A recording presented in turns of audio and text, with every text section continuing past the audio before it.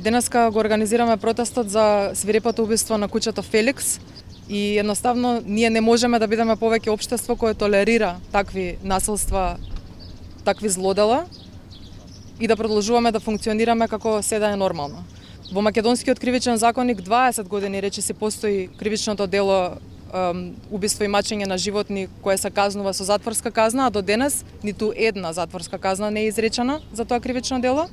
Бараме прв пат да се изрече таа, затоа што сакаме едноставно законот да се спроведува, да не биде само мртви букви на хартија, затоа што очигледно колку повеќе мртви букви на хартија, толку повеќе мртви животни.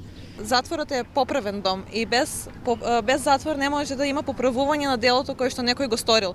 Затоа бараме задолжително да се ставуваат луѓето кои што сториле кривично дело во затвор, за да имаме некакво поправување во системот. Без тоа не можеме да мрднеме од мртва точка и значи само ги охрабруваме луѓето да продолжат да го прават истите дела и истото злосторство на следното живот.